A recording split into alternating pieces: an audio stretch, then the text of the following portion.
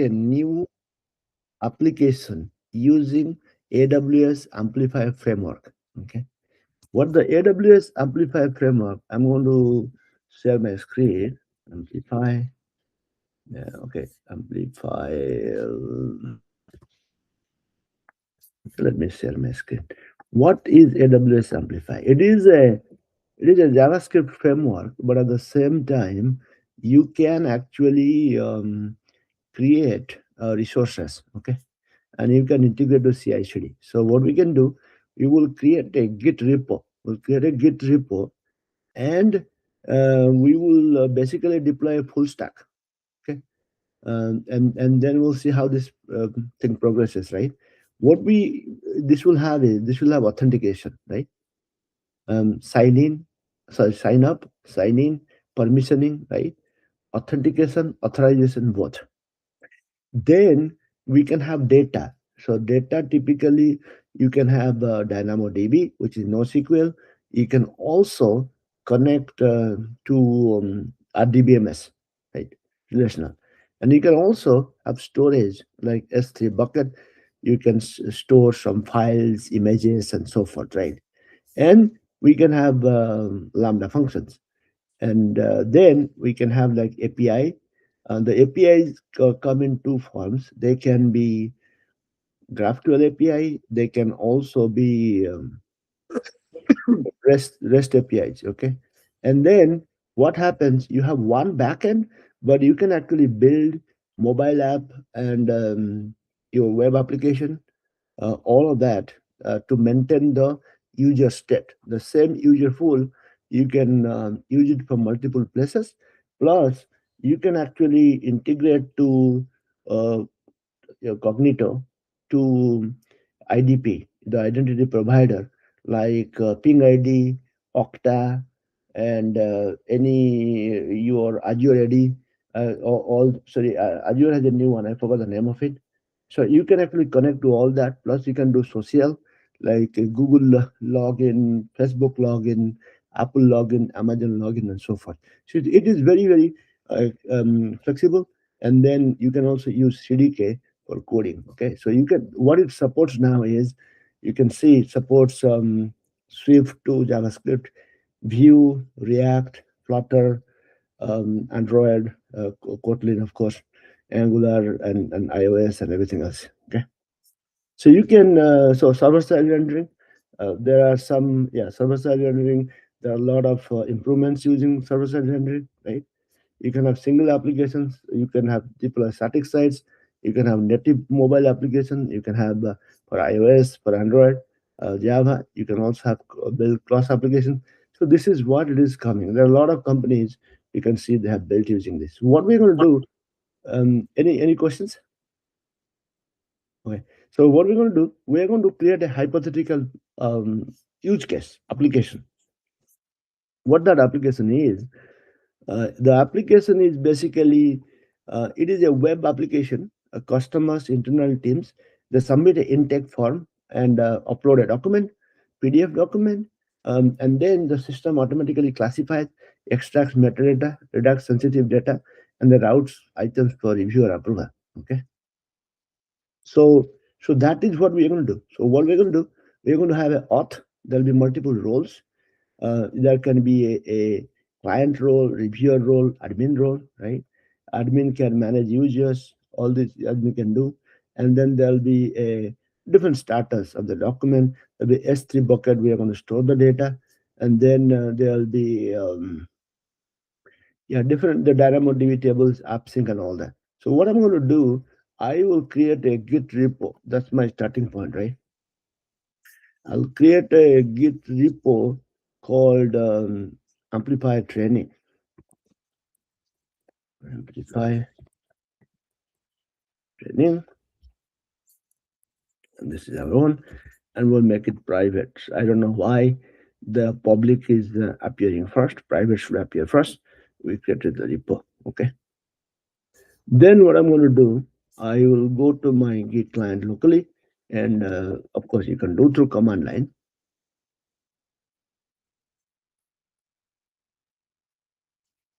Here. And basically, trying to create a local folder. Okay, and given the interest of time, I will pretty much use Claude. Okay, so I will use Visual Source Code here, and after that, I'm going to open the folder,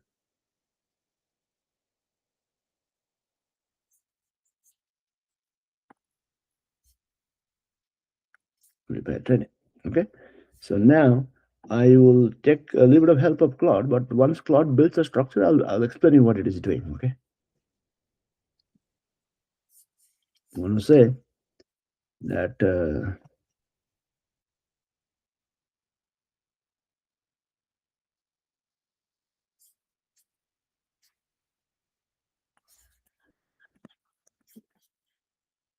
so I will go to Claude here.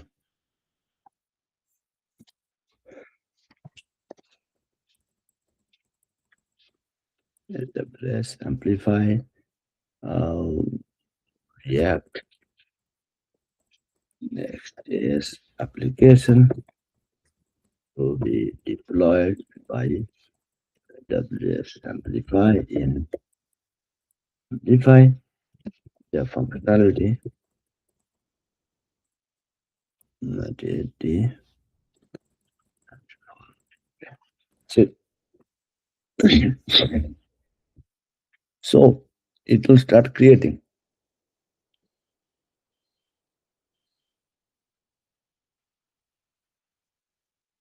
So while it is doing, any questions?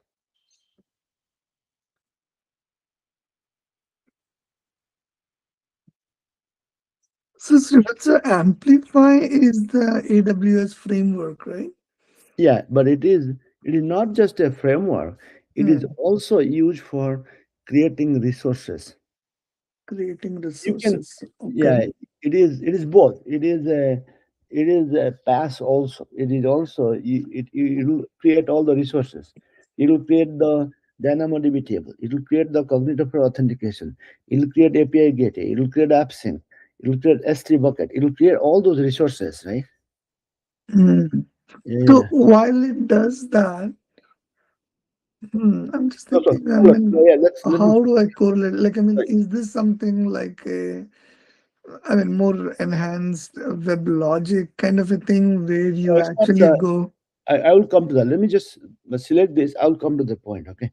So that it can continue processing. Gen2, auth type is email MFA. Okay, so text extract, yeah. Comprehend, yeah. Keep it there. Okay, and then that's it. Okay, so what it is not web logic and all that.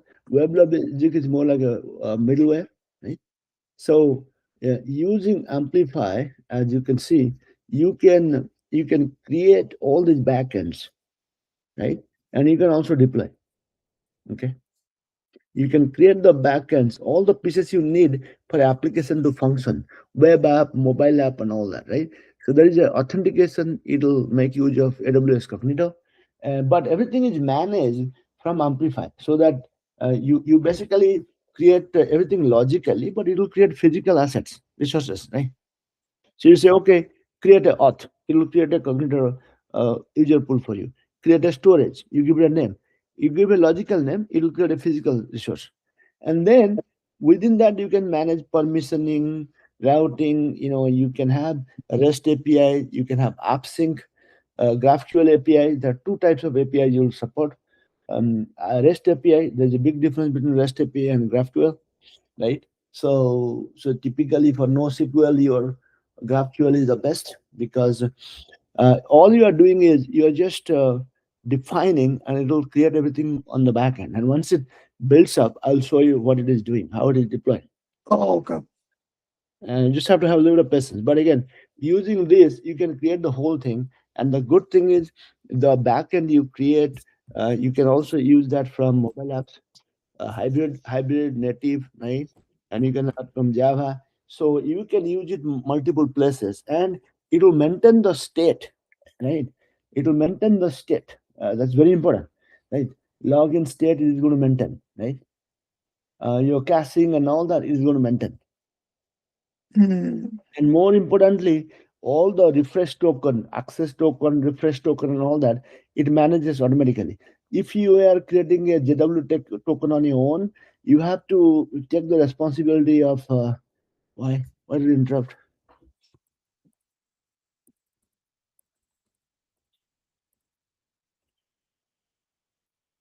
So if you create, then you'll be responsible to create your access token, I mean, generability token, access token, refresh token. You have to maintain the token.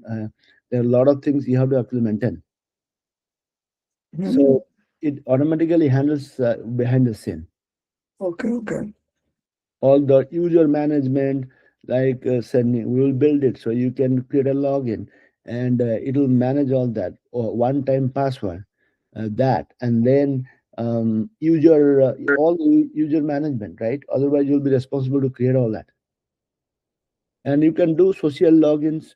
You can integrate with Cognito. You can do your corporate IDPs, right? Ping ID, Okta, etc. Hmm. So, so here is an application, right? If you see, this is where we have a predator login, okay, to their Okta. Do you see? Hmm. So that we can do. We can do to Okta. We can do ping ID. We can do other things because corporations don't want like multiple IDPs, right? They want Hmm. one and make user fit, and it allows you to integrate to that. If we start with one, can we switch it to another one later? I mean, you have to switch a different Cognito user pool. Okay, because with one user pool you can set up. It's everything is at the setup time. You cannot continue to change. If you want to use something else, you have to use a different user pool. Okay, okay. So there are certain things.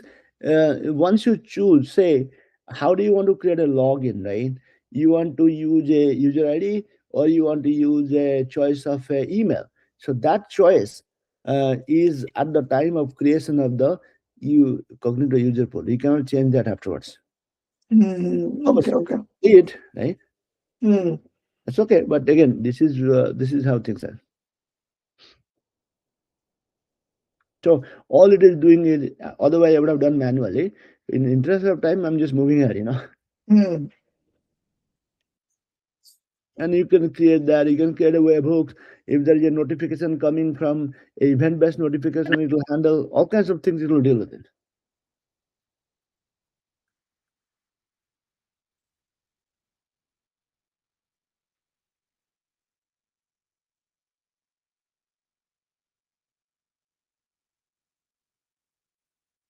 I'm just using Claude to split things out. Otherwise, I would have been doing manually, right?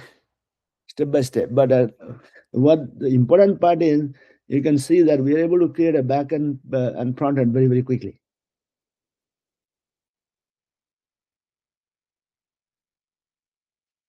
So, so it is going to create a auth cognito. It is going to create data, right? So basically, there'll be this is going to be a graphical schema, and then it's going to create storage S3 bucket, all authentication UI, right? So all this stuff it is going to do.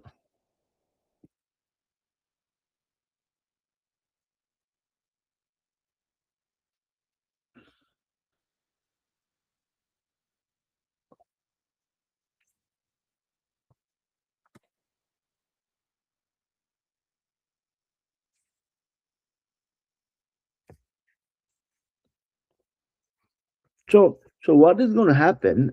I was explaining somebody earlier. So what is going to happen? You have an application, right? So application will have multiple parts, right? You have a sign up. I mean, you have a user management, right? Login, login, user management, right? Management. Then you want to store some data, say files, storage, right? So you have that. Then you are storing some your data, right? NoSQL, for example, right? SQL, right? Or anything else. I mean, you don't have to say NoSQL, some data, right? And then you are using so you can use a API, right? API. And the API come in two forms. The APIs come in form of a AppSync GraphQL, and then it comes in form of say REST API. Right? Okay, and you can also use WebSocket. The WebSocket is also available to you, right? And you have something called a subscription that is also available to you. And then you can have other triggers. You can have other services, other AWS services, right? So you can make use of pinpoint for making SMS or voice message, right? Uh, Voice dial, right? Voice dial, right? You can do SES for email delivery. You can use your AWS location for mapping, okay? Mapping services, right? Map service rather, right? And you can use AWS analytics also there, right? To I mean all the other services you can also use. AI also you can use, but again, this is a full application. It depends upon what your needs are, right? The application, and you can build those. So it is creating all that you can see. So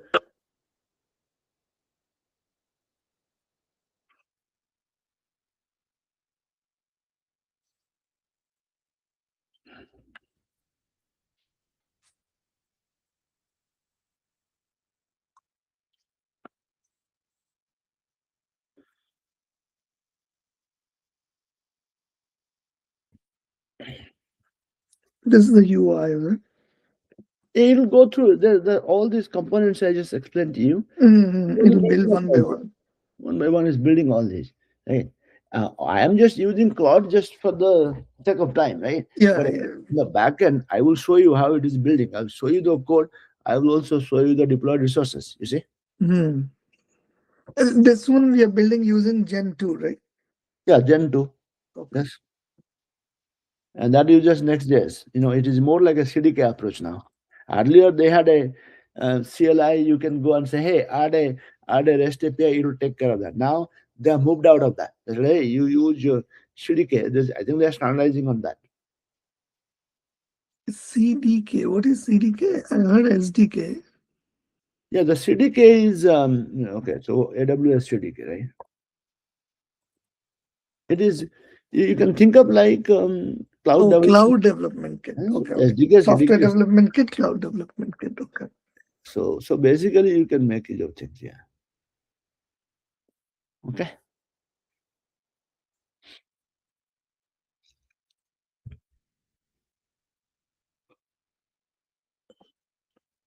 So this is about building an application on Gen 2.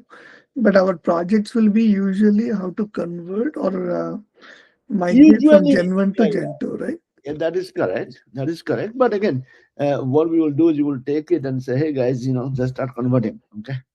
Hmm. So this will give us a good understanding of all the components Yeah, that's and the correct. mechanics behind it. So then we can understand Gen 1 and see what components need to change, right?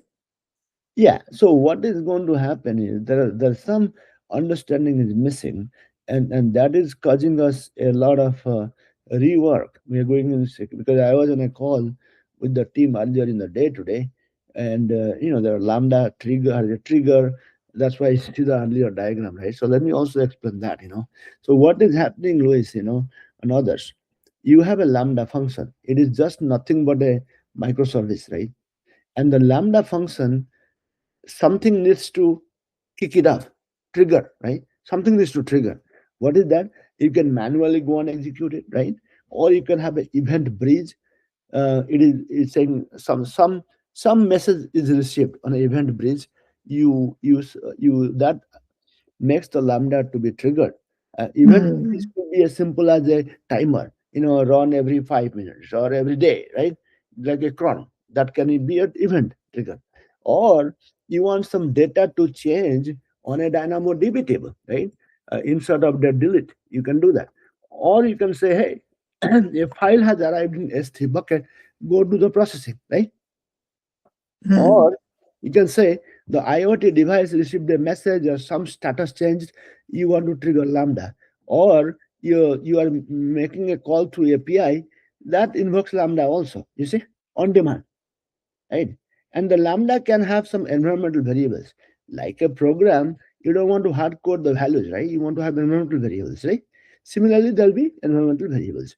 And then the Lambda has to have the appropriate permission to different resources. If you want Lambda to send an email, then of course it has to have access to send raw emails and one more to the SES function service. Or if you want to write to a S3 bucket, there needs to have permission. And when it comes to permissioning, the principle is the minimum. Do not give more, just the minimum, right? It's always the minimum. That's the security best practices. Grant minimum privilege, nothing else. Okay, so that is that. So then, Lambda is there. Let's see how far it has gone.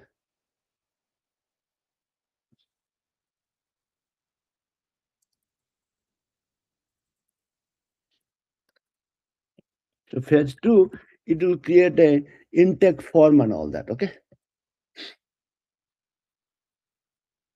amplify data and storage API. Okay.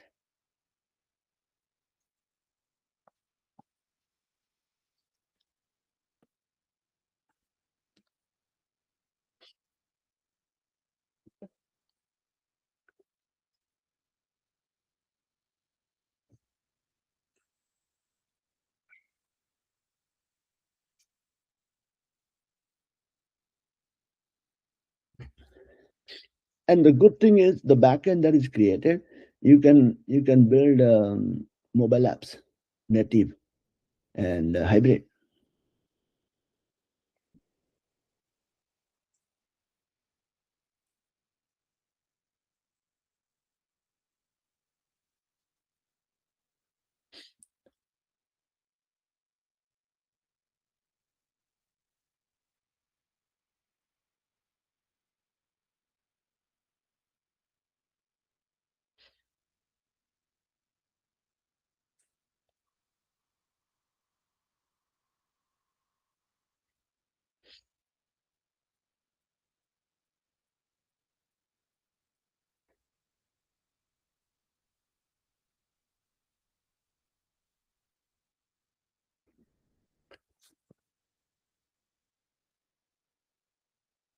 So it's creating a form submission, right? So to upload the file. Hmm.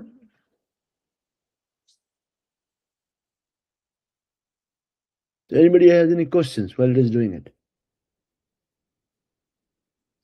But and the workflow or the pipeline, right? That the way you mentioned, and somebody will submit this, it'll trigger the Lambda, it'll scan for the data, and somebody will do the analysis. Right. Then, based on some criteria or rules, somebody will approve, right? Yeah. That workflow has to be defined again somewhere, or this one automatically does that. This is going to take care of that. Okay. Okay. So this is building all components around it. I mean, otherwise we would have had a 2 day session, right? Hmm. So that's what it is, right? But again, what AWS has, if you look at AWS Amplify Gen 2, AWS Amplify Gen 2, there will be a lab. They have a lab. They have the whole thing. So there is a documentation, there's a quick start. You see the quick start? And they have everything around quick start. They will tell you. Create a report. You very, very quickly you can get something running. You see? So they have given the code. So you'll come up to this stat very, very quickly. You see? You see this? They have given you. Oh. So they have, I mean, it's matter of everything is out there. It's just matter of spending the time. That's all. Right? So here you say, okay, I don't want to view, I want to go React, right? Somebody say Next.js. So it'll give you everything. Everything is there, you see? So then say, okay, they have full documentation, authentication, data, storage, function, server-side rendering, add any service, troubleshooting, and they have given examples for everything, you see? And they have given code also for everything. Code is also given. Only thing is I'm just trying to take some shortcut, you see? Got it. So yeah, the full thing is available there. It's just matter of spending the time, and as you know, then nothing comes without that. So yeah, so they are all. You can also connect Figma. If you have Figma design, this thing is going to suck it up. That is also possible. Hmm. So it did up to that. Let's take a look. Okay, so go to ready to test. Ready in tech. Then I will try to deploy everything. I will ask you to proceed everything. Okay, I will.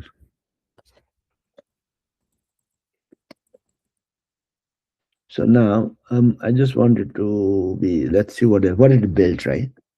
You can see what it built is on the Amplify side. It created a. This is the authentication, authorization, everything, right? The cognitive part of it.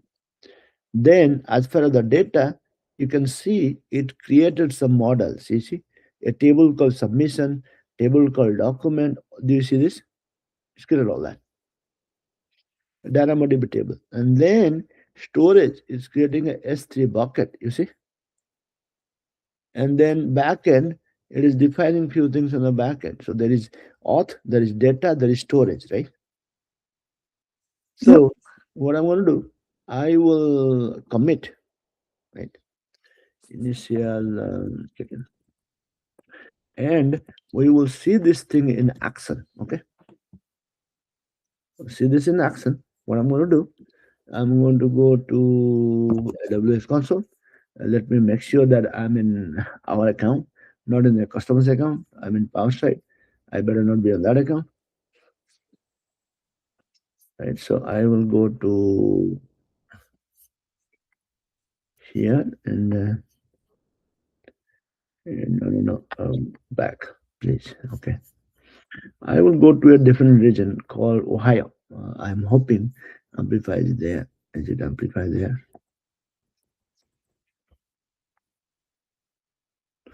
Amplify is available in Ohio. Okay. Is what else is available? Text extract is there. I just want to make sure the services are available here, right? Amplify. Because accordingly I will build it. Okay. So I'm going to create. What are we calling this application? We are going to link up our Git repo, right?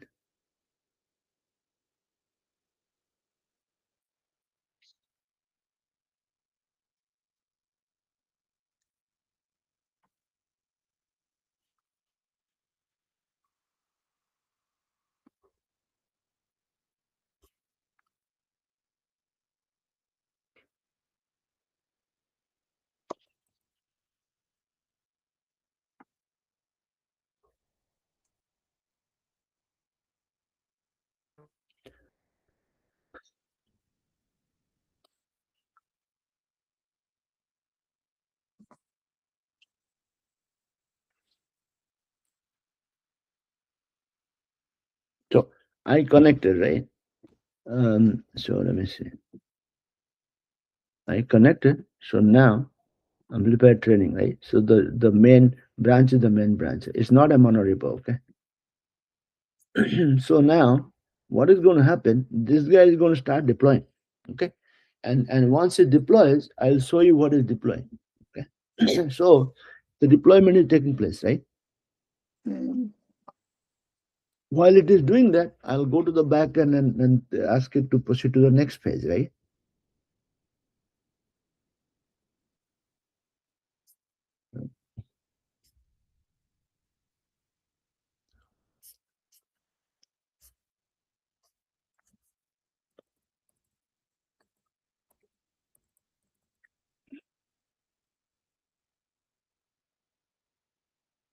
And the key items here, there's an app ID that is kind of unique, okay, in the region. And when you deploy it, the front end is going to be available through that, okay? So now it is deployed, okay? If I go here It might take a little bit of a time, okay? It might take a little bit of time. And let us see what did it deploy, right? So the components. What did it do? You can see it didn't do anything yet. So storage also, nothing is yet. Function also nothing yet. I think it didn't really create much. Yeah, it didn't. It hasn't created much. So we'll see. Data, nothing is. Just the cell is created. Looks like okay. Fine. Okay, so it is creating all that, right? Yeah. Just creating a lambda function for document processing.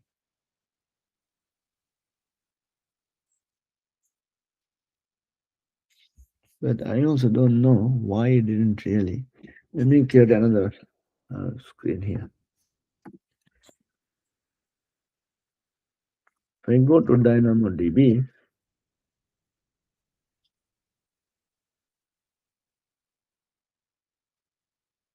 nothing is created.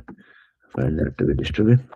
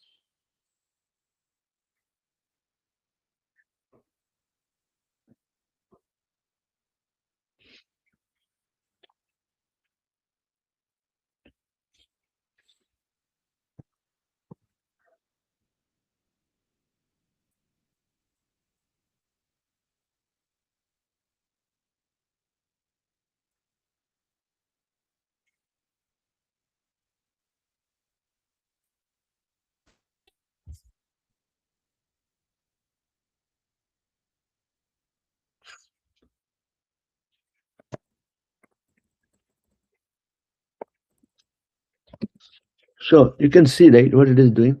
Front end, right? Upload a document. It comes to S3 bucket.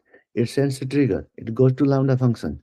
Lambda function, you just text extract, which is OCR capability. It also sends it to comprehend to detect PHI, detect sensitive elements, right? And then it sends to another bucket called redacted. While it also stores some status here, states here, right? Sense? Hmm. So four, I think.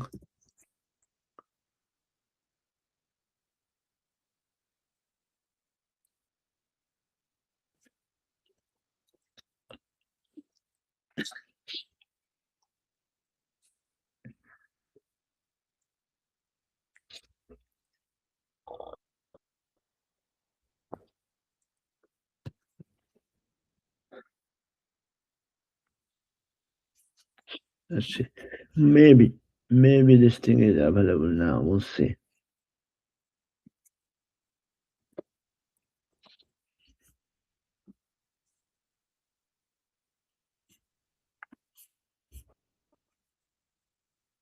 It didn't deploy. Okay, we'll see. We don't have to worry.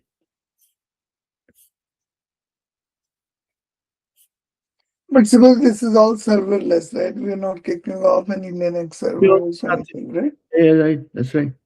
Nothing. So it's a serverless concept wherein which all the features or utilities are being deployed. Yes, everything is serverless. You're right.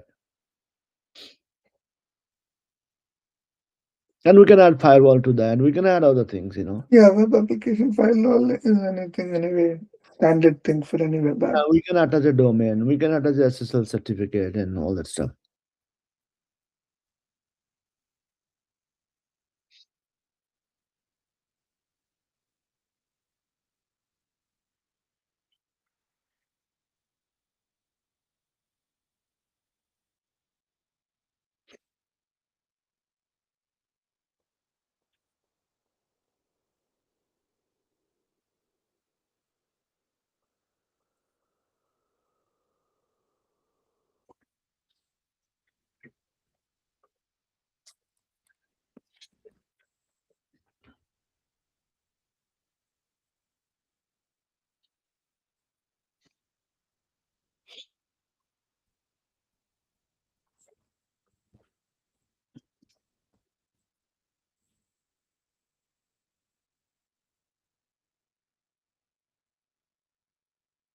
So any questions? Anybody has?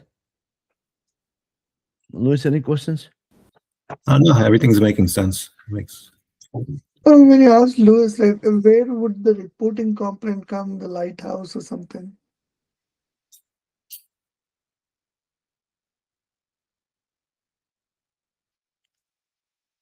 I don't know if you had your question. Like in this, all this in the framework, right? Where would the reporting and analytics component come in? Like there is a lighthouse or something, right? No, we can add. We can ask. To add. So, the usually within AWS, the reporting product is QuickSight. We can integrate. Quick set. We can Okay. integrate QuickSight also, right? Into Amplify, right? Yeah, we can amplify, but there is substantial work. It is not easy to do that. Okay, you can do embedding dashboard, but there is work. It is not that we can just swing your one and it'll be done. No, nothing like that. There's a lot of setup involved, Hmm. making it to be embedded. So you can see what it is happening here is it is slowly progressing. Admin dashboard, right? Submission page, document viewer page, review actions, Dynamo, right? Updates you can see, right? Slowly it is improving the application architecture, right? Hmm. I think this is page four, right? I'll say add continue to page five. Five.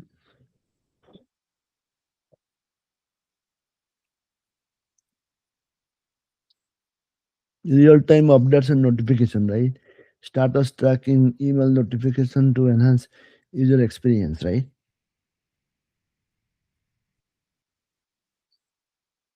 So the GraphQL has what it does. It has something called a subscription, right? Suppose you have an application, right? You have an suppose I'll give you a particular example. Suppose you are doing a stock trading. You submitted an order to purchase certain stuff, right?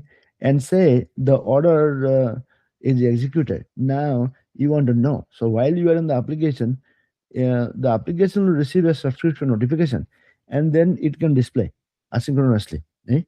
Or you can do a push message also, you see. So that is where the subscription come into play. So you have normal CRUD operation: create, update, delete, insert. Sorry, create is insert basically. Create, update, delete. You have something called a list. You have something called a get. You can also have a search. When you add a search to GraphQL, it will require a uh, open search cluster. And then what needs to happen, we need to tie in the open search cluster so that anytime there is a change in the DynamoDB table, insert, update, delete, that change is propagated to open search cluster. So that way you can do a search. Search is basically allows more flexible searching than a list. Okay.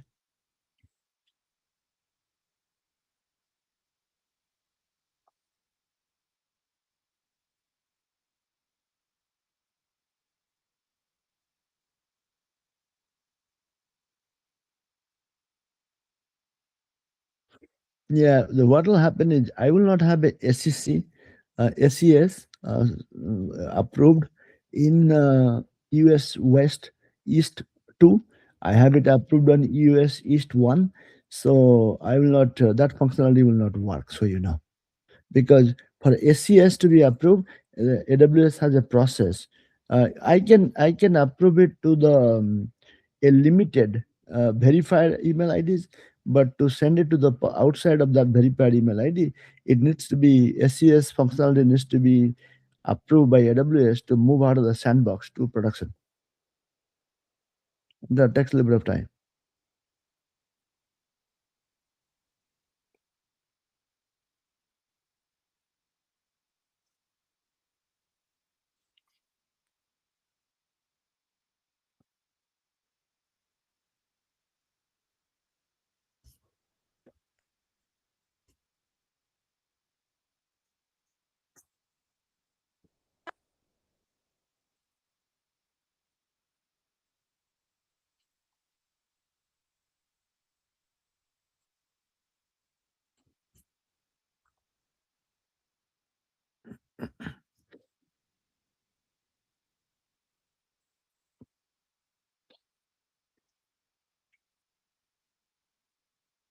And on Amplify deployment, you'll see something called a deployed backend resources, right? Nothing is there. But you see the download, right? There is a file. There's a file called build artifacts, right? So there is a file. Mm, Sorry, not this.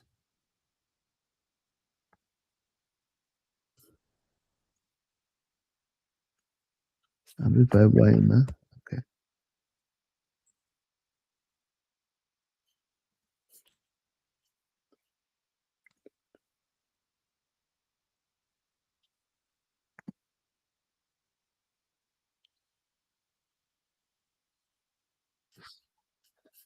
There's a output.json file, and that is needed if you are doing some local development or mobile and all that. You need that file.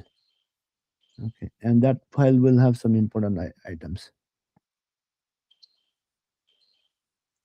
So then, if you want to define a global variables, so you can also define here, right? Project level variables. If you want to define, you can define. Then on the Lambda function, if you need to define some variables, you have to define within the projects. You have the first thing, right? You have environmental variables. We can add some here, and there's a firewall. We can attach to a firewall. Okay, rewrite. So if you want to do a redirects, you can do it. If you want to do store some secrets in AWS SSM, so parameter store, you can use that. If you want to use AWS secrets also, you can use it. You can add some custom headers. You can add a custom domain. Build settings also you can do. There's a YAML file. You can modify that too.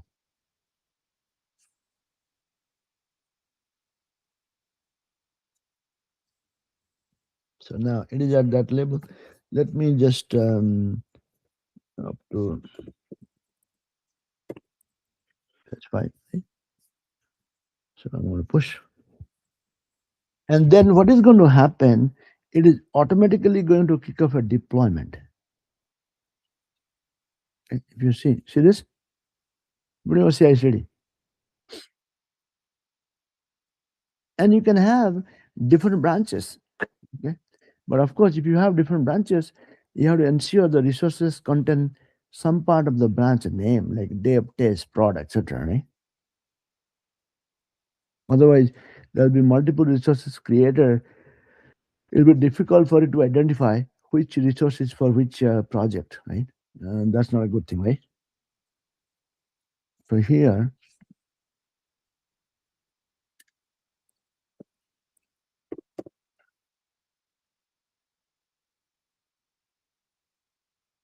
thing created, that's right.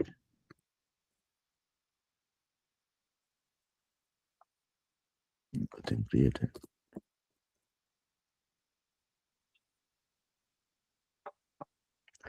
Well, that's strange. I don't know why it is not creating, but we'll ask.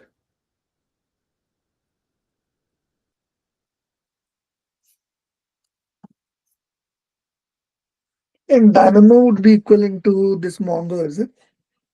Dynamo equal to Mongo, yes.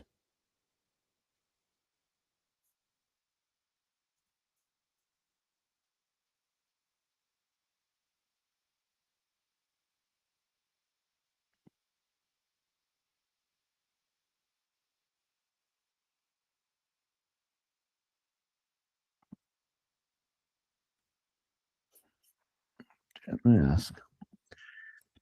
Back sources.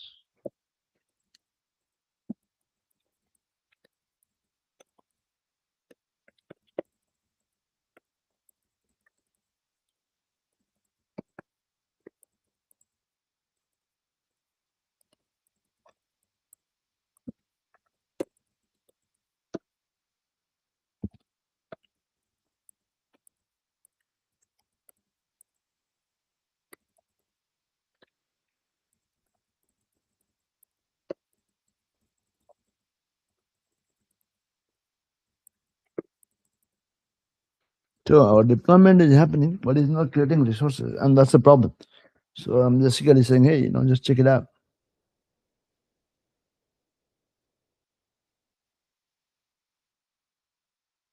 Yeah, The output JSON is not found. That's correct. The output doesn't exist. Was confirmed when or created. Let me check for deployment errors.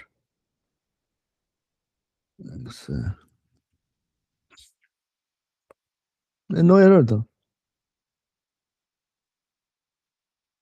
Once it is the deployment goes through well, successful, it will create an output JSON, and that output JSON can be made use within locally if you want to test it, or it is more like an environmental variable. You can think a file, .env file. You can think of that way.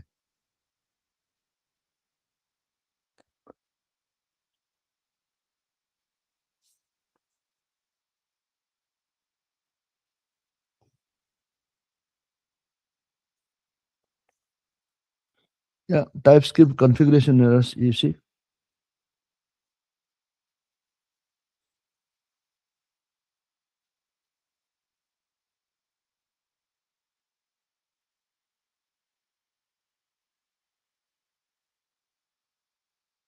And in DynamoDB, you can have enum.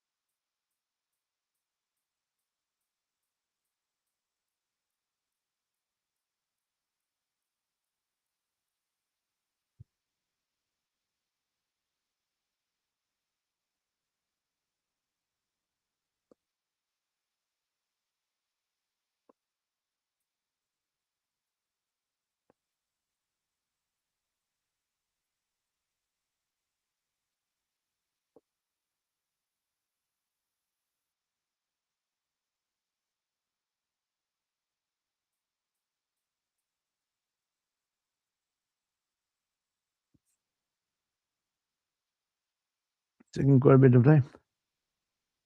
But it comes back. What the issue? Auth resource password policy doesn't exist. That's about okay. So now I don't have context really.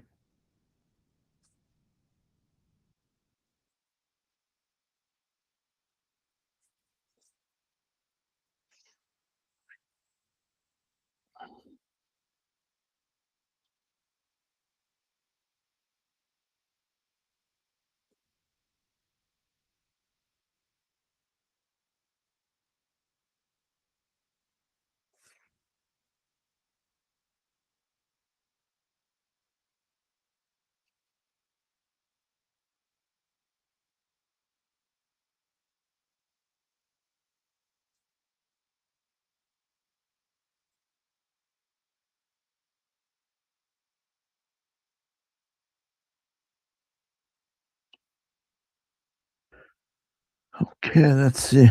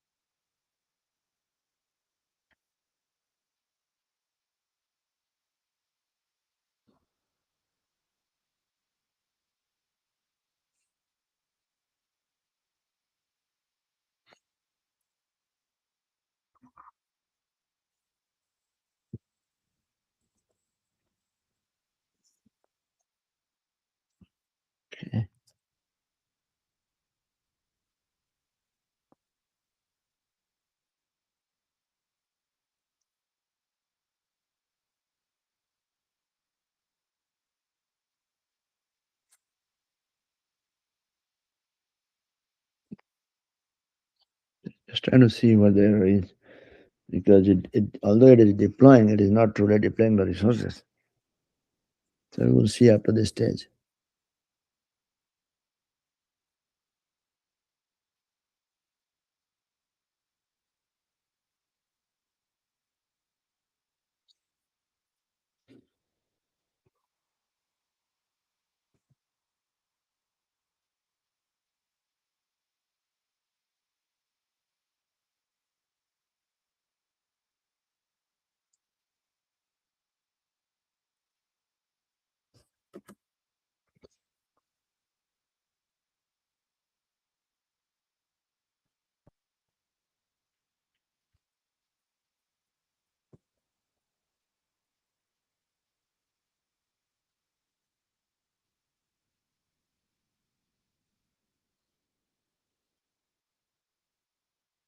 Yeah, there are some Next.js and dependencies that come into play now.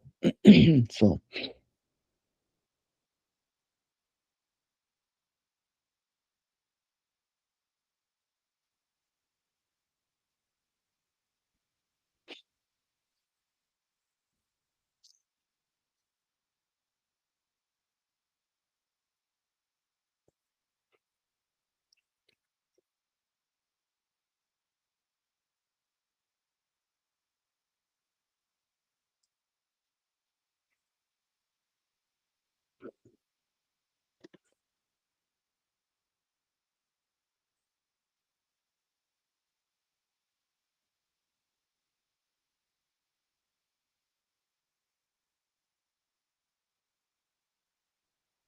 yeah, they give a sandbox.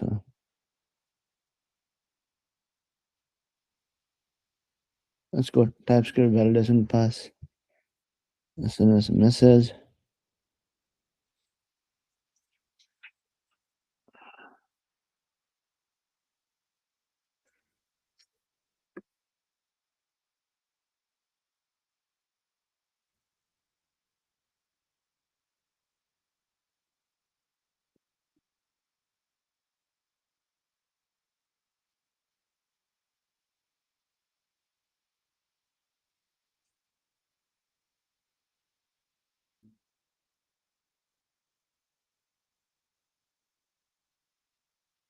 Yeah, this is defining some groups.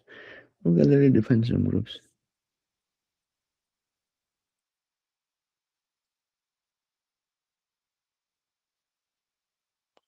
Yeah, it has to define some rules here.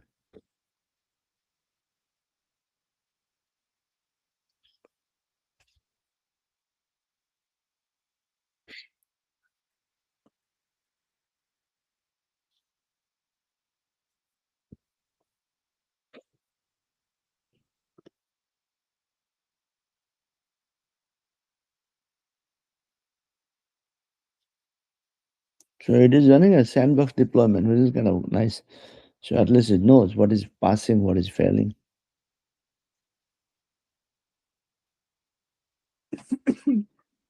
So what that means is we need to have a IAM, the access key and secret key, configured locally, and that has the privileges. That's what I have. So that's why it's able to do. Okay. So it is not like your Claude or Visual Source Code is automatically able to connect to AWS. It is able to communicate because there is some permission, and I have installed, configured a AWS access key and secret key just for this purpose.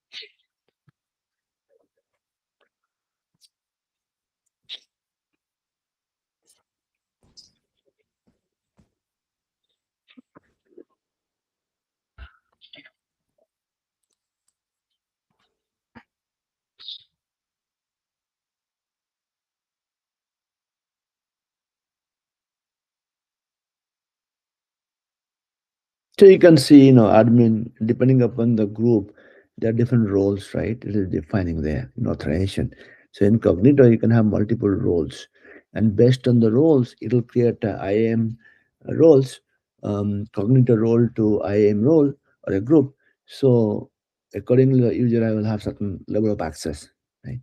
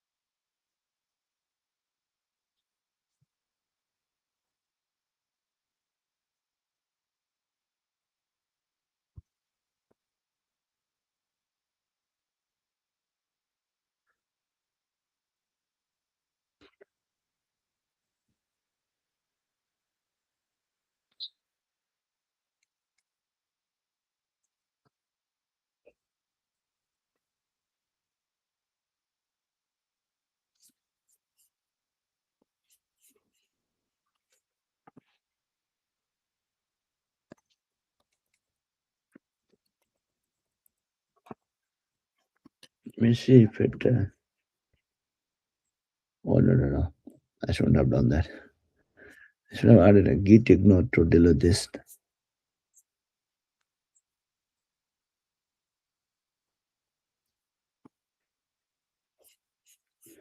It'll fire up a new Amplify deployment. We'll see. Okay. Hoping it is able to deploy stuff.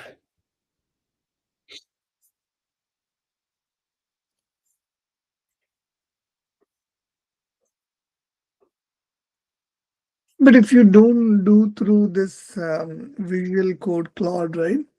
So when you do these things manually, that would take like the same traditional effort to build code and deploy and Yeah, everything, that's right? correct. That is correct. That's right. So So now, like the existing customers who have a very complex application on Gen 1, yeah, when we want to convert to Gen 2, yeah, probably they have their UI code in Angular or something. So that code needs to be converted into Next.js and stuff, or yeah. That code needs to be converted Next.js. So that's where some of the complexities are coming. So it is not that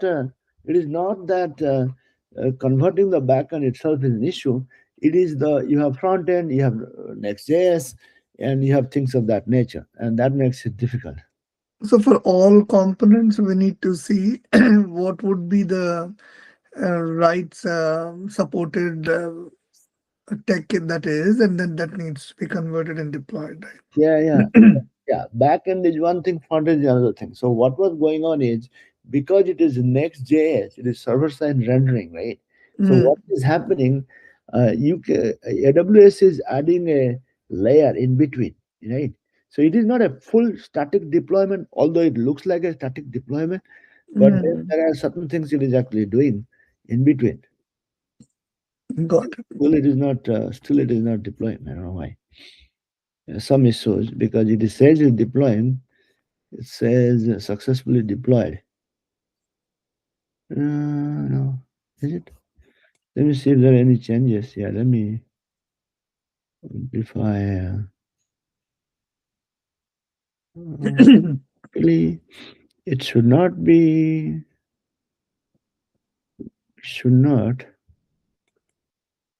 discard ignore file. Yeah, it should not add that. Dot. Yeah, it should not add the changes. It should not add that change, and that's another good output. Yes, tables created.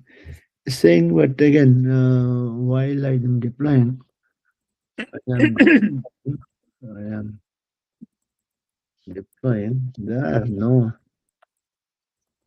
no error, but no resources are backend resources are clear.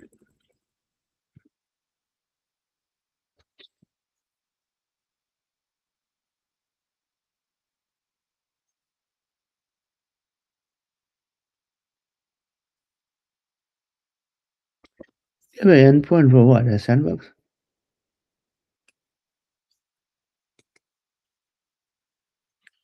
Oh, it is creating in. Okay, I see. So the Amplify really it went to US East one. Let's see. What did we create in East one? Amplify apps.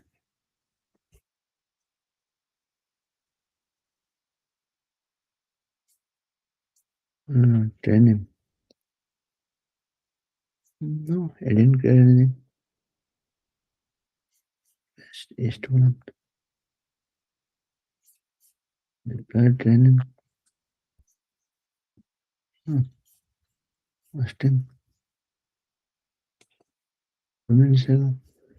And no errors. Nothing is deployed.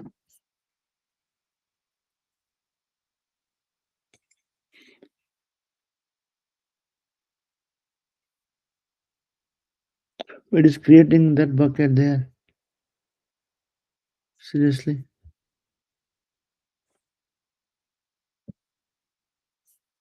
Okay. Okay. Hold on a second. Yes, hello, Lambda. Why is it creating an US East one? Let me see. Amplify bucket, right? User pool ID. Oh, hold on. UI endpoint. 5 minutes. User. So it is creating something. I don't know why it is doing that, but US East one. AppSync.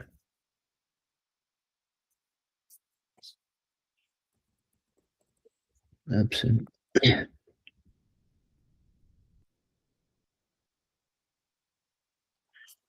No. Let me tell it here.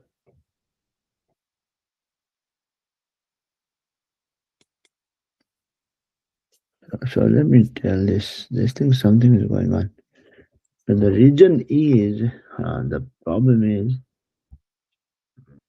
now this bash command,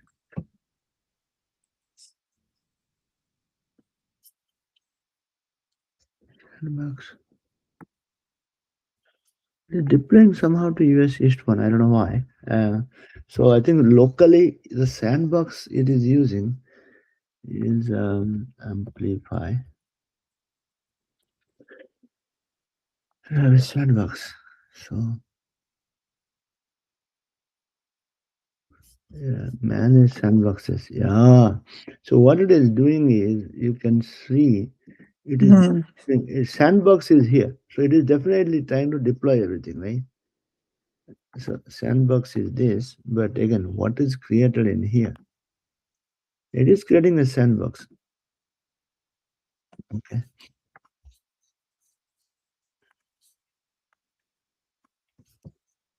Manage sandboxes. Okay. So okay, fine. So it is saying it is deploying. Let me see Cognito. Sandbox it is creating, but I don't know what resources it's deploying. So, okay.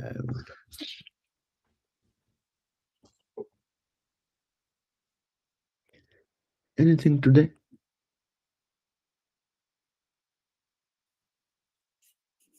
I think we get maybe sandbox is somehow in here. I see that it is creating something.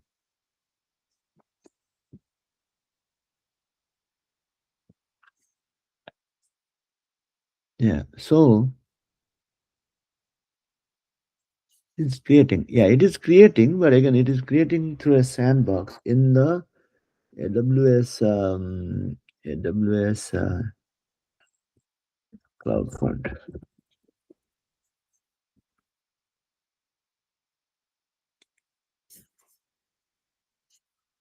Okay. Amplify, sandbox.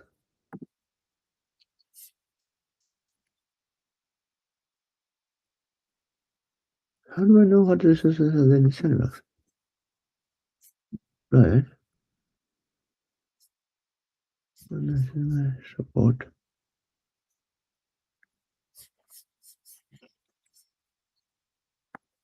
Okay, hold on. Yes, sandbox is created. Okay. Verify the console. S3 lambda. S3 bucket.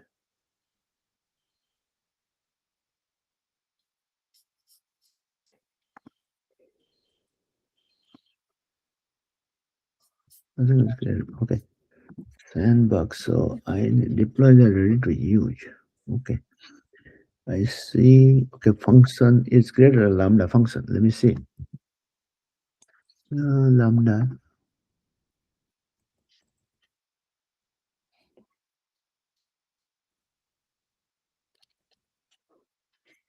It did create that lambda, right?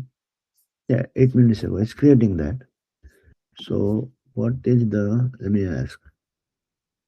Okay, you can see DynamoDB. It created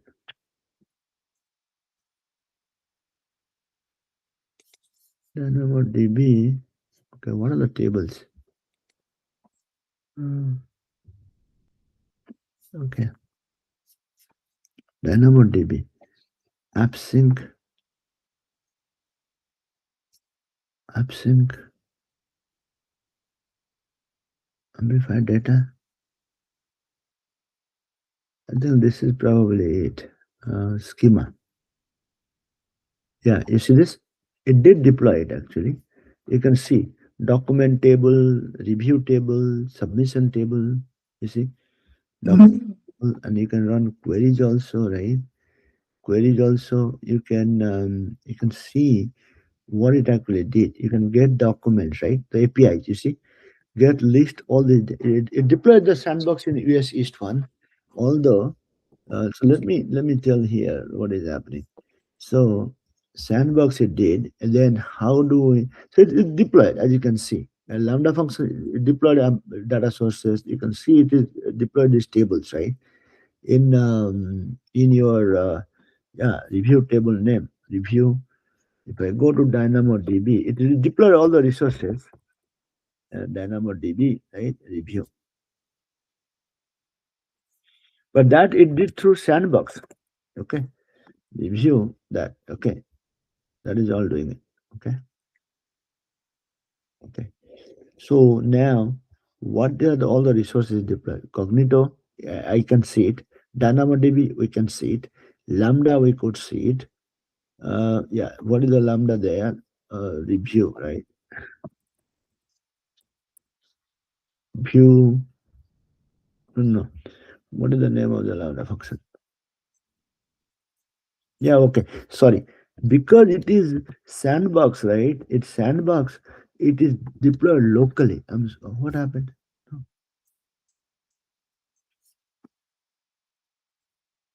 Okay, I cannot see.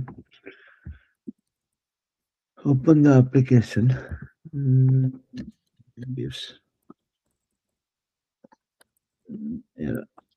Okay, so let's see. So what it did, it created a sandbox, and we can access to the sandbox. But of course, eventually we want to deploy it in US West to Ohio.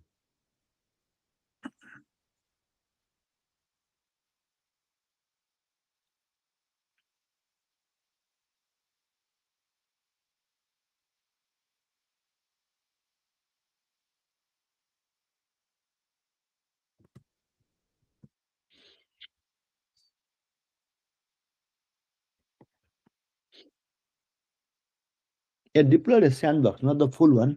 And I will ask why the sandbox is successful. That's true, right? Because it's creating resources, but we need to see the application. Or Next.js. Okay, let me stop it. Okay, fine. So now you will see. I'm sorry. It is taking a bit of time, but I think we are getting there, almost there. Yeah. And we will also fix the Git stuff for it to deploy through that.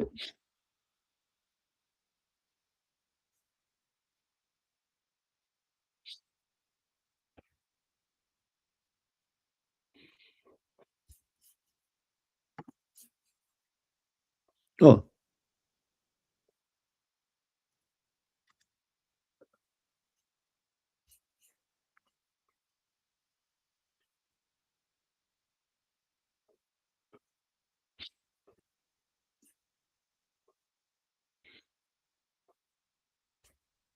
it's doing what it need to do.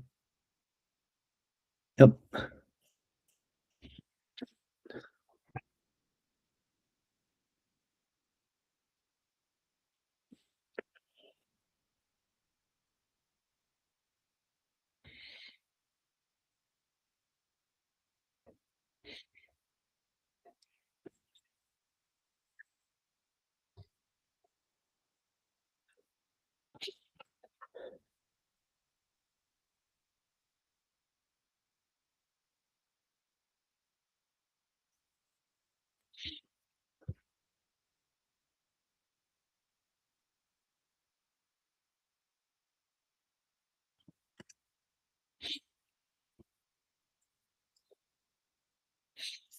Let's see. Any progress here?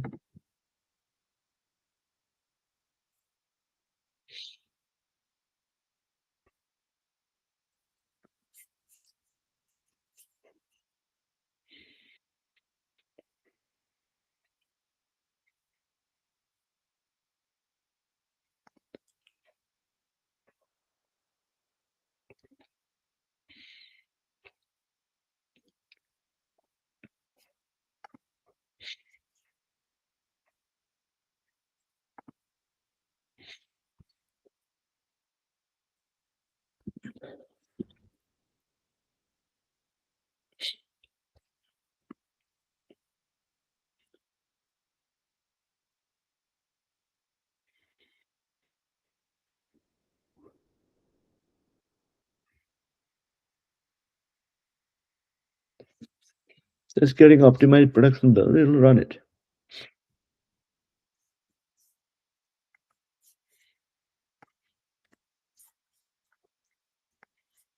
But the backend resources you could see it has created, right? For the sandbox, not for the Git deployment on US East to Ohio. We'll deal with it, okay?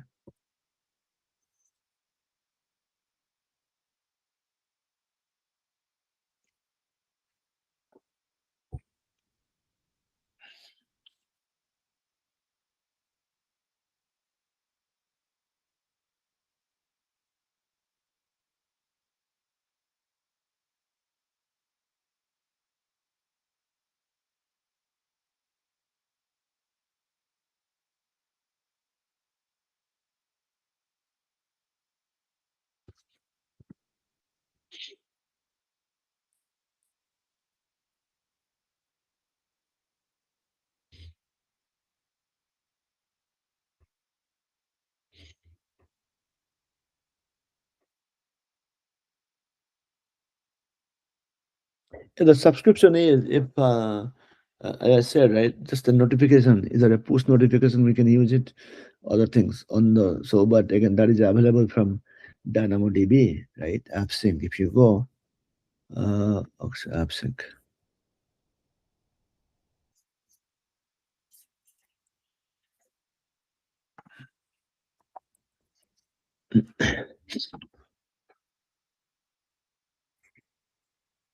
But again, be careful the name of the naming, and the name has to be corrected. Otherwise, if there are multiple, there could be multiple amplified data. You will not exactly know for which project is what, and that will create a lot of problem. Okay, so if you see queries, right? If you see here, you can see that I didn't create any subscription. I don't know why. Okay, so there's a get function, list function, but it didn't really create other ones. Maybe the dynamo, maybe the I'll have to see why it didn't create, because it should be creating other functions. Because there is no a create document, how are you doing a get document and all that stuff?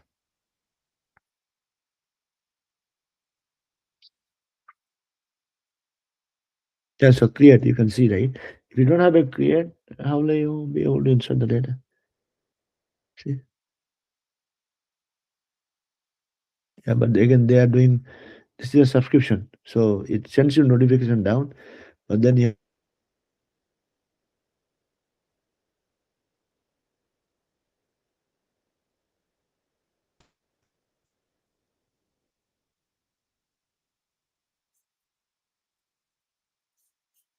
local server.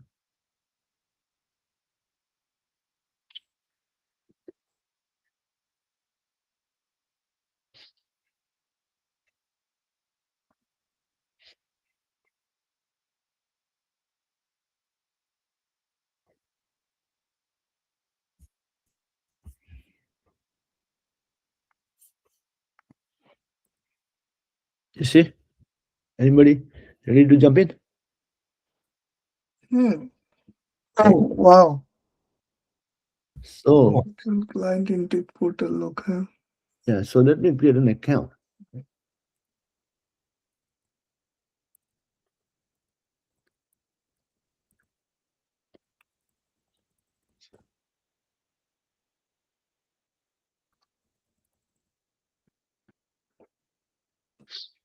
Okay, sending for a one-time notification, right? Oh, wow.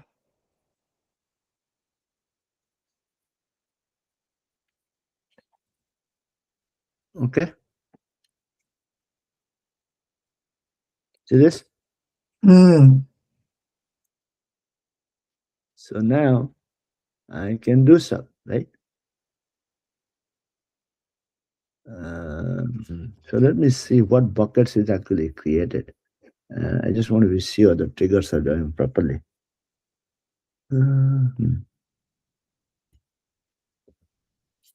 Okay, so it created a trigger, right? So if I can have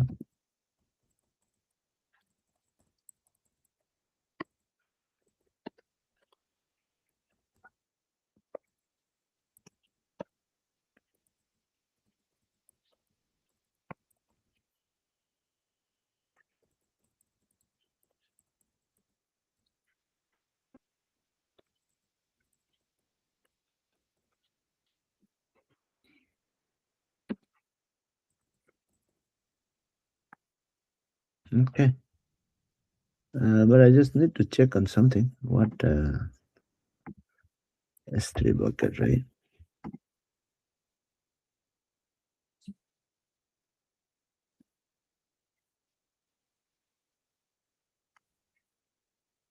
Yeah, it created some buckets. You can see intake, model, data, right? You can see.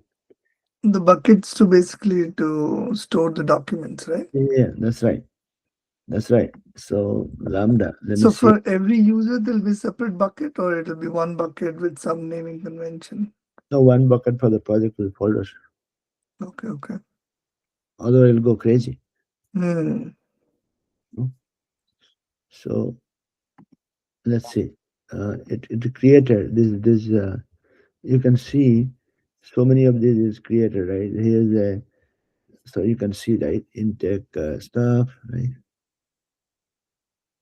So there is a trigger there. Import. Okay, we'll see. So configuration, timeout. We'll see what it is doing. Let's see destinations, environmental variables. It created some, right? Nothing is there. So let me upload the document, see what the heck happens, right?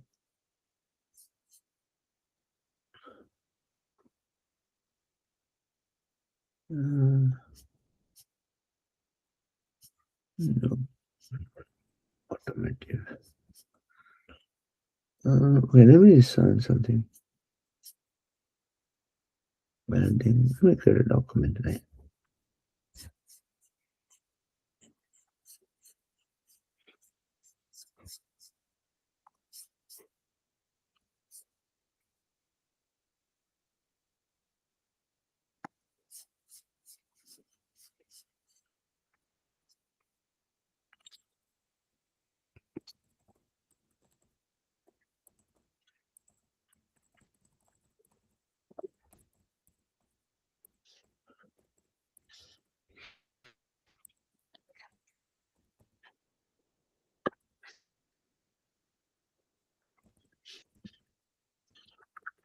Okay.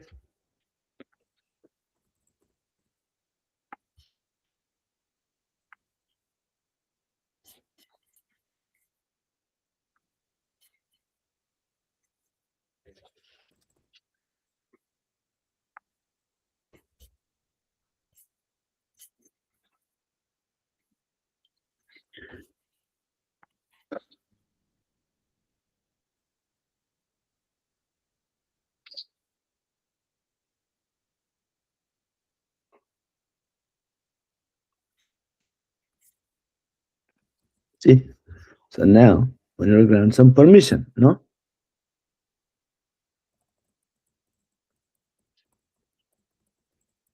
Oh, I see. So the roles.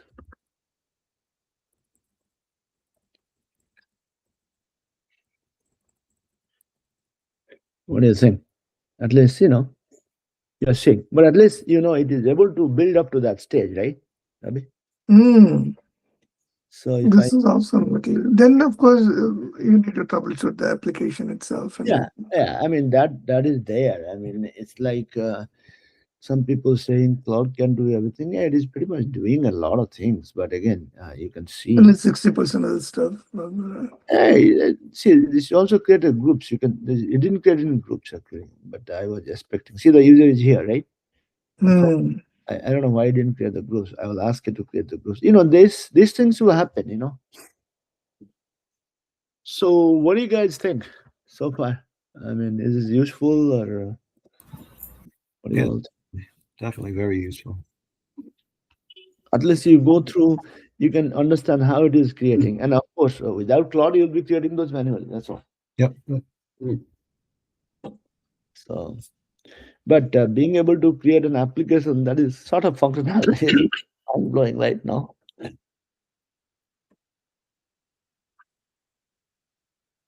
Yeah, I mean, in the past, this would probably take a couple days, almost a week, probably to do this. Yeah, you can see admin and all, right? So this is it. So we created a nice application, right? I mean, there's some things need to be fixed. I don't expect within 2 hours we'll be able to do properly, right? That's the wishful thinking, right?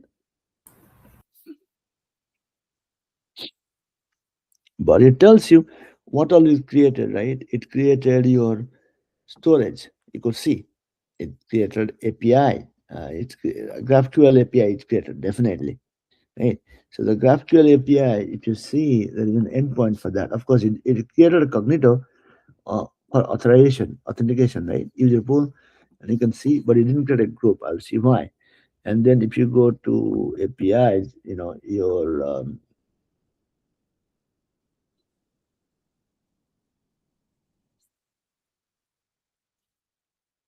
no, I think REST API. Okay, fine.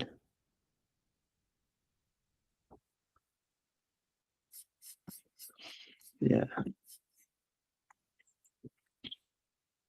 So the sandbox is useful. That way, when you are deploying, you can know what errors are there, right? There's some circular dependency.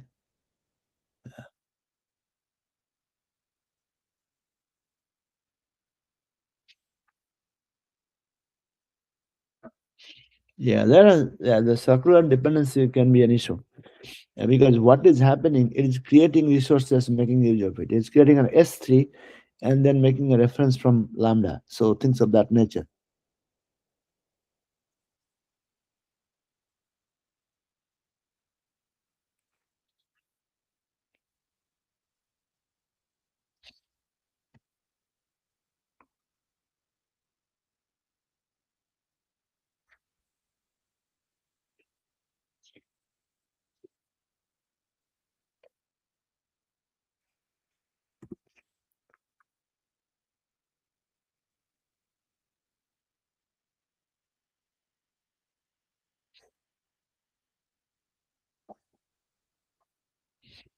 So what it's doing is deploying multiple times so that the resource is created.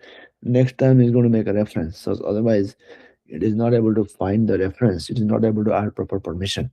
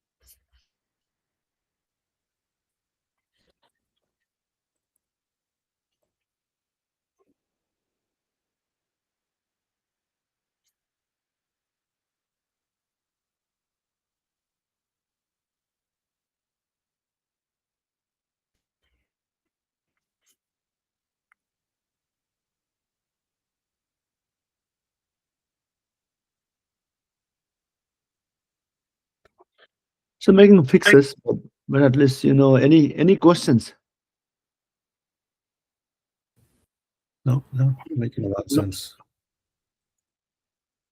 And then this gives you a flow of what you would typically build to make an application to work, right? Mhm. You have an application that is running, although maybe a little broken here and there, right? So,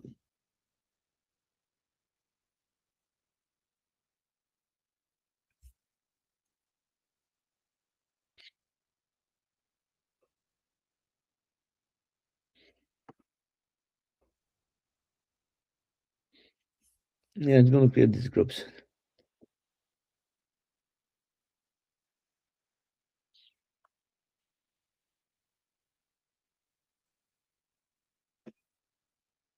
Yeah, it's just firing up through CLI. Yes, you just to group. Yeah. Did it create them? Let's see. Yeah, it created the groups, you see. So let me say, I have my main sandbox is okay, right? Sandbox deployment. Okay, I have created a new Amplify project in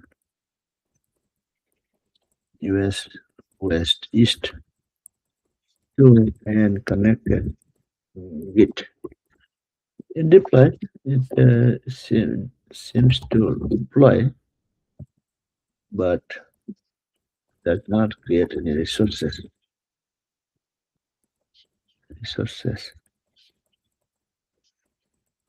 Right, let's see. It will tell us. And there are two other things it didn't do. So we went up to page 5, right? Page 5. We need to finish the other pages also.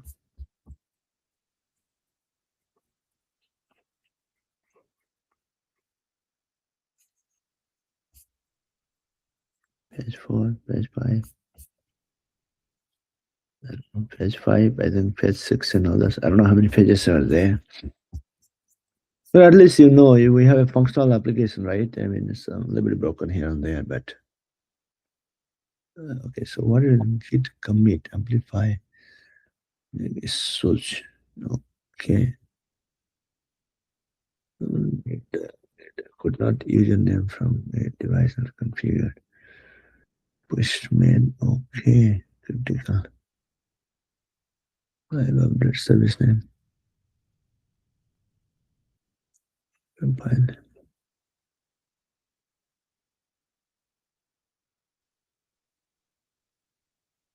Let's see. Oh, man. Okay. Oh, sorry. Didn't.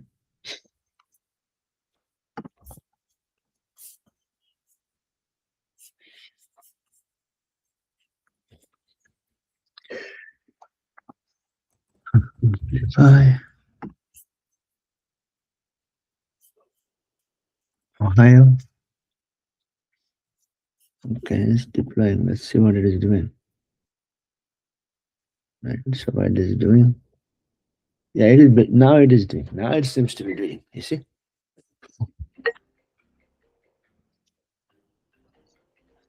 Yes, Saju? Yeah. Yeah, I basically am almost like you can join if you want. I'm like building an entirely new application, Amplify application, entirely new application. But I'm using Claude for some speed up things. But it is deploying. It's doing what it's supposed to do. It's not for fresh people. It's just for our own team, entire team, whoever was able to join, just to so that some of the we are all clear in the concepts. Okay, that's all.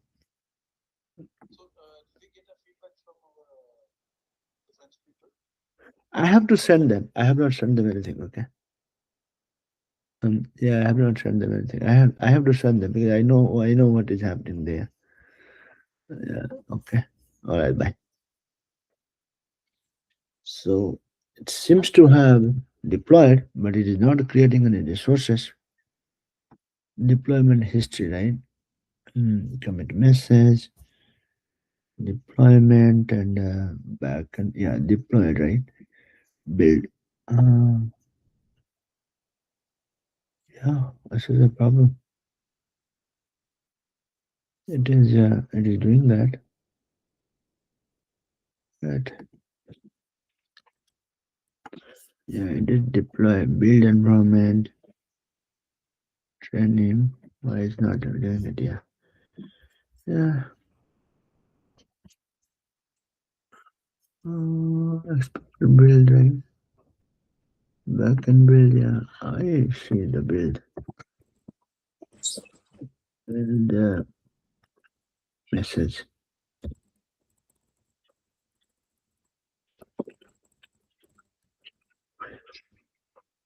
This seems to be successful, otherwise it'll give an error.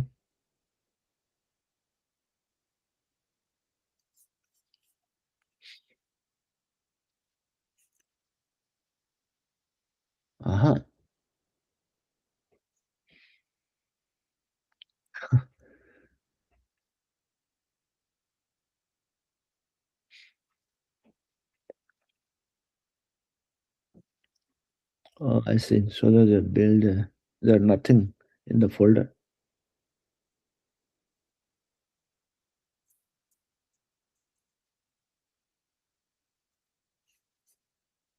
So now the deployment will go on right here. Yeah, what was going on is the deployment was filed in a different folder. So it was not finding, it was basically not doing. I think what was going on, there's a difference in between the sandbox and this one.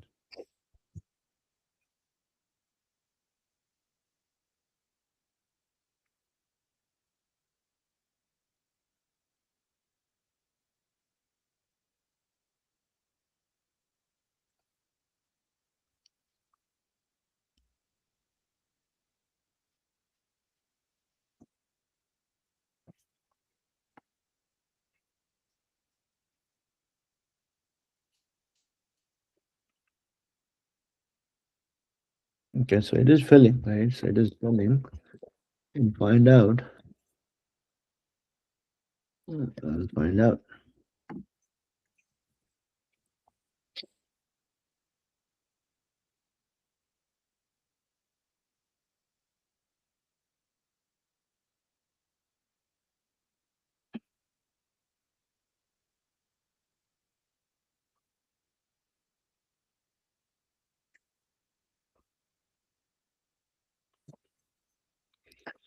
Right.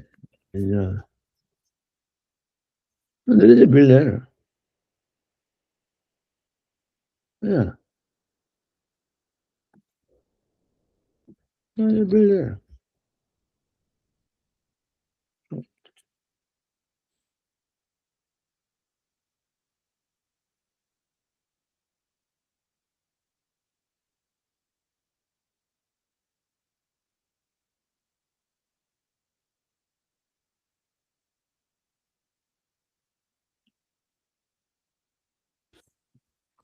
So can you scroll to the end? Yeah, so some dependency issues, and this is typical, This is typical.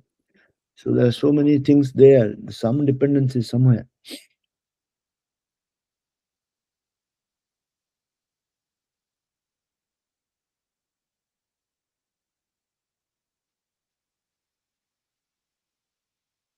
That's it. No, that's all.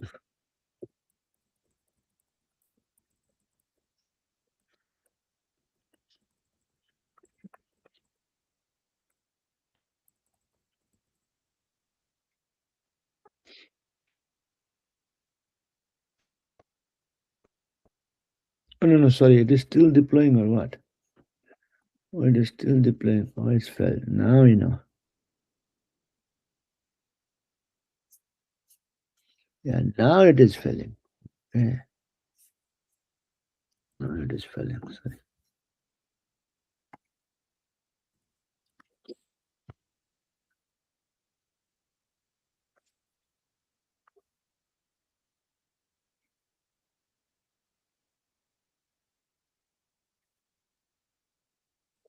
Did it? Did it cancel?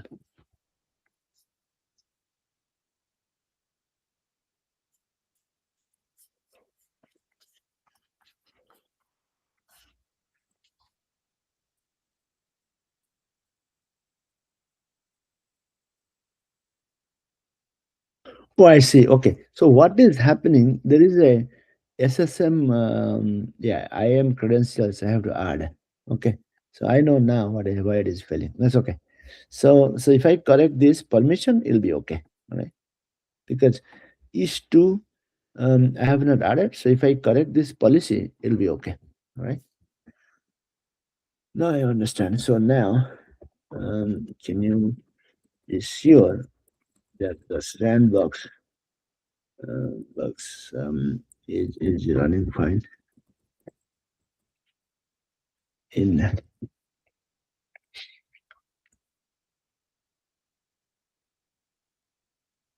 Yeah. So what is happening? I that needed a CDK permission, and the permission is preventing to do the stuff. So we went up to, I think, page 5. I will ask it to complete. Okay. I think it will take a little bit of time. So now at least you get an idea of what is happening. So we are able to run it locally, and that's fine. Okay. If I submit, so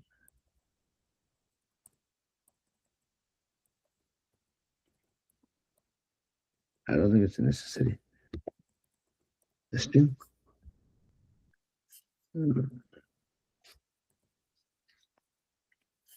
Okay. Yeah, there's some permission issues there. Okay. We'll have to correct it.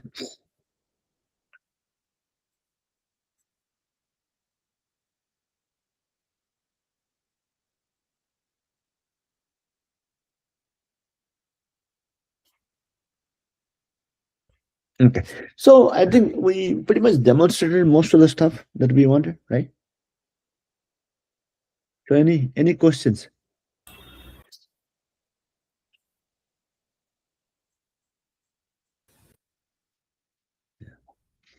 Nope. Any Look, any, any questions?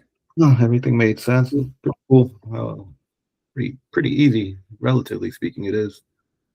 Yeah, it's just matter of understanding. I mean, there will be complications, but it is matter of understanding what is happening. So you can see in the data, it is defining the table structure here. You see, defining the table structure here, enums, right? Client name, email, phone number, and all that, right? Form data, right? You can see. So this is what it is doing. It is age for alphabet. Okay. So it is creating the structure and adding authorizations, right?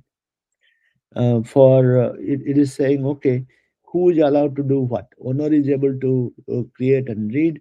Authenticated user, I mean, signed in user is able to read and update, right? Then there is a document. You can see authorization allowed. You can see all this right here.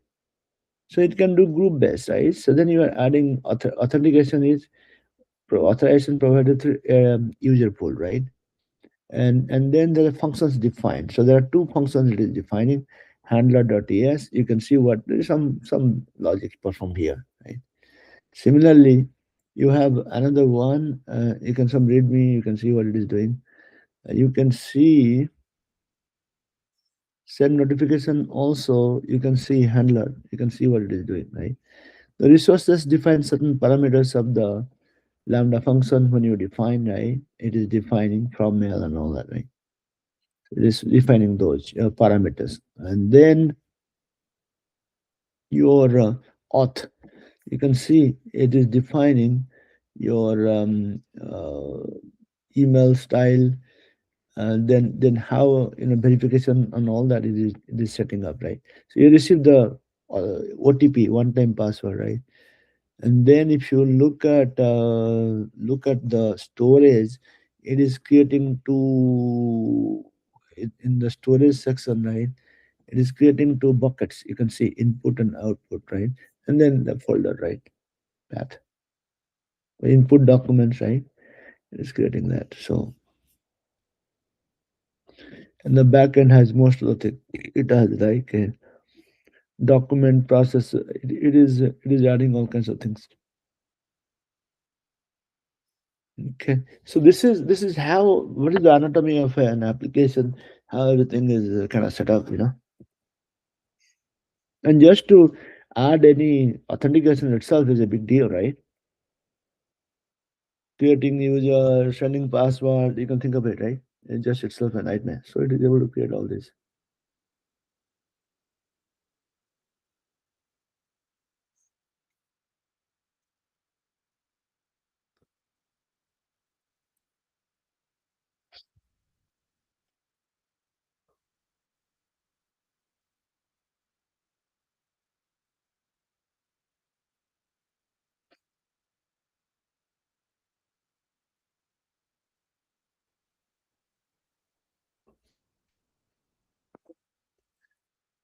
Okay, then you can have access. Yeah.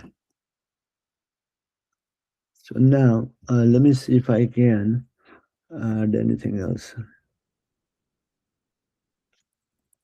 Complete page 6.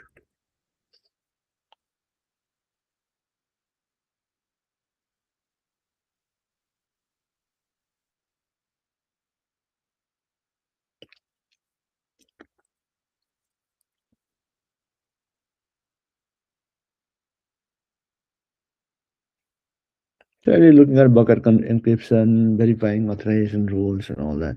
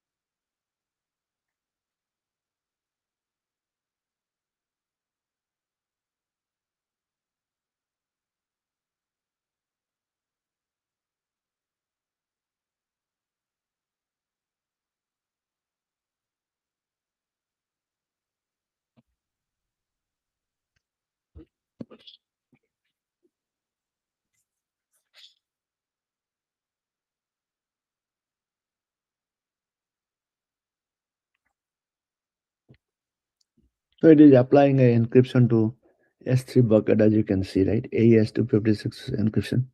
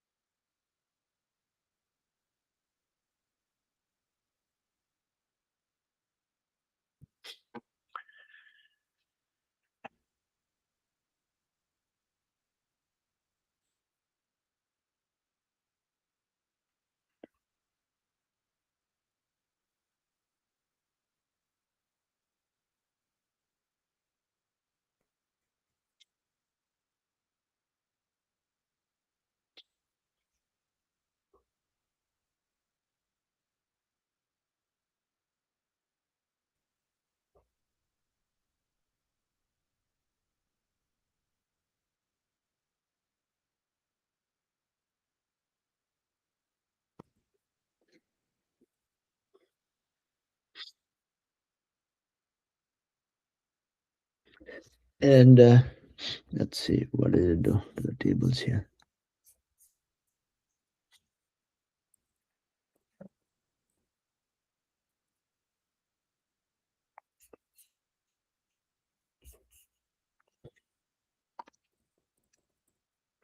There's some properties I would like to take a look. Is it based on on-demand or on-demand capacity? What is better? Although there'll be provision capacity, right? And then, yeah, point-in-time recovery is not turned on. That means it is not backed up properly. So that means if something happens, you might lose the data.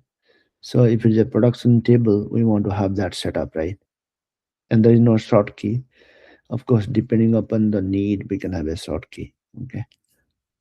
But there is a GSI on the document. There is, you can see the tags. Yeah, it's just applying. So of course, we don't want to have everybody like amplify data. So you want to create a user-friendly name, right? So the names and tagging are very important.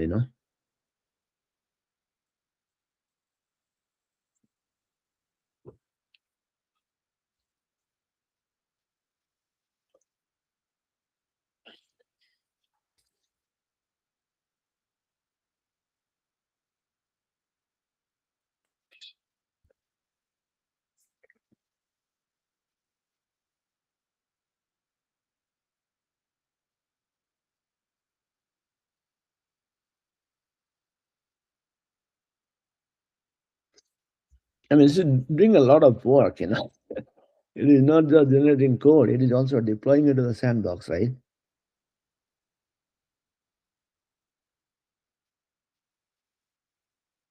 It's also doing some testing.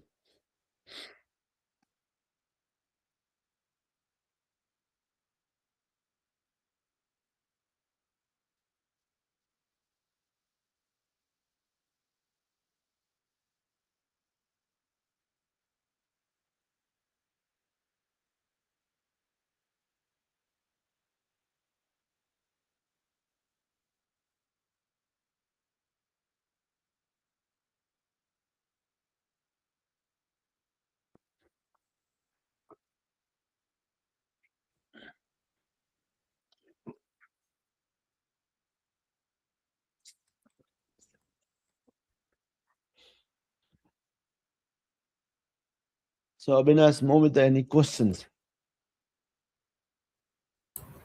No.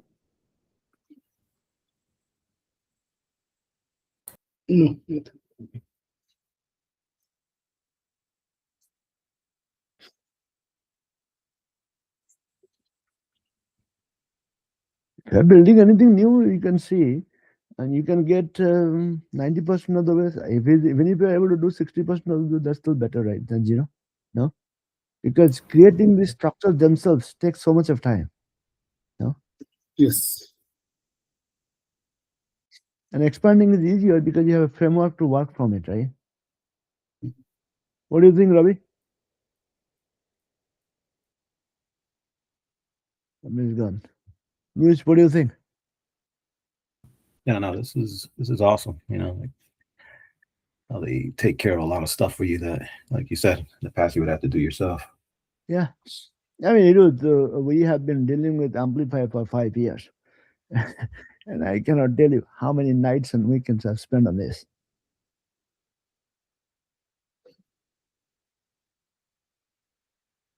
And as a matter of fact, there is no problem AWS didn't have, I have not seen. Okay. So that's it. So let's see.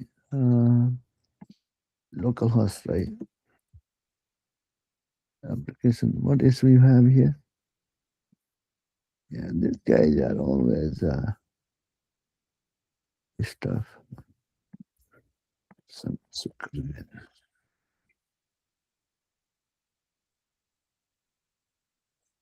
The server side rendering can be fast, and also not that dependent on your browser capabilities, I guess.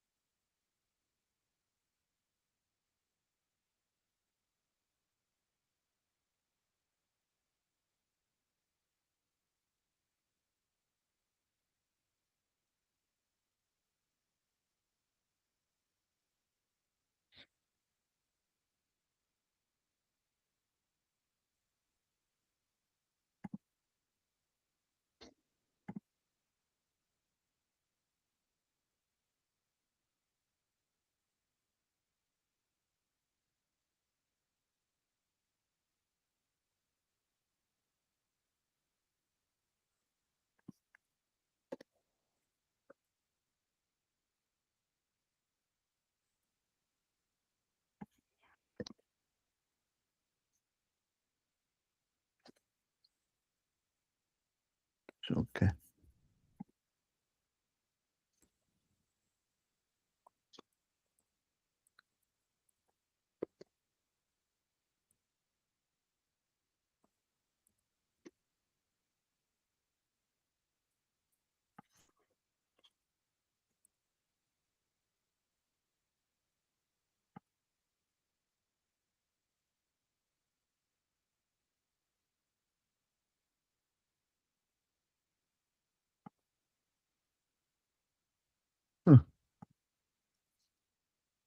I don't know. Okay, so some issue happened, but again, I can do a forget password.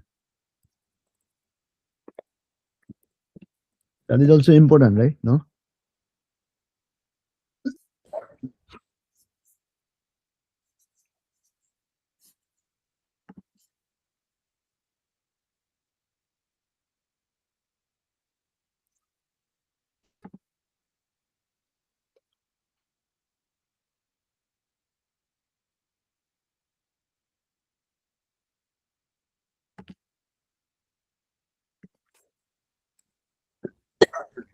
The link.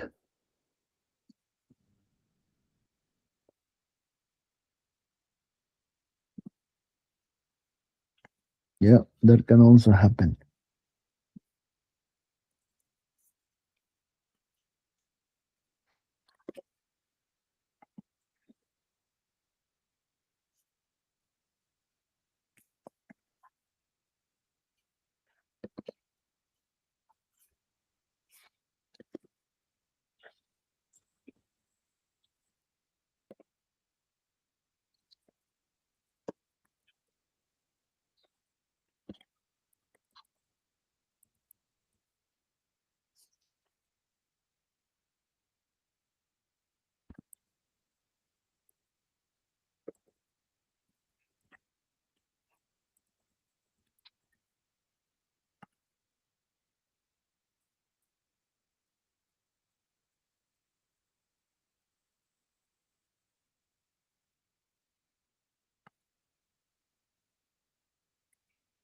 That's strange. I've never seen this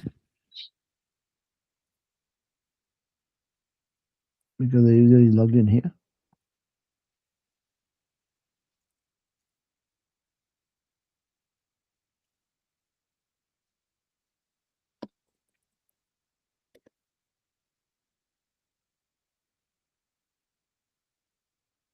Okay, this issue can be fixed. So I think I'm going to wrap it up over here. Any questions?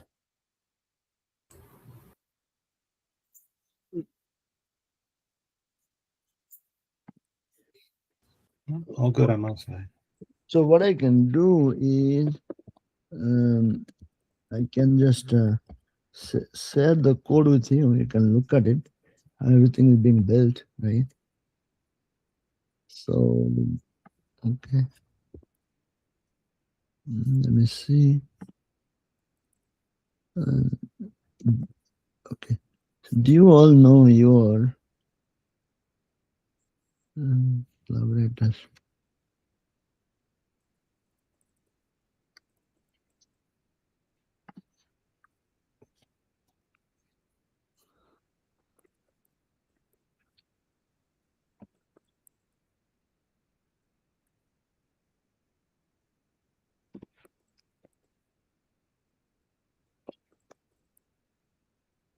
Robbie, sorry, Luis, do you know what is your Git ID? Yeah, I think it's Lewis BC. Yeah, let me look it up. That's, Yeah, you are here. Okay. okay.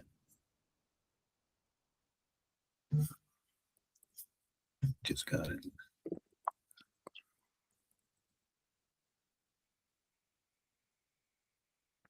Momita, do you have a business compass LLC? You have a do you have a Git rep user using business compass LLC email? Yes, it What is is it? Mometas hyphen stack, STACK. And that uses business compass LLC email? Yes, yes. Robbie, what is your Git repo?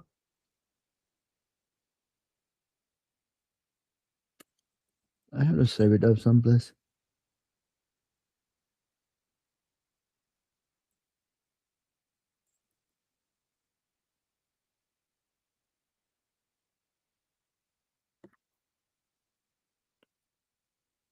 Fine. I think I'm going to wrap it up over here. So, any other questions? At least you saw everything working, right? Yeah, there are some gaps there. As you know, it will take some time, right? Huh? Okay, thank you for sparing this amount of time on a Saturday. I really appreciate it, but hopefully you will learn few things here. Right. Yep. So Yep, for sure. thank you. Bye. Take care. Bye.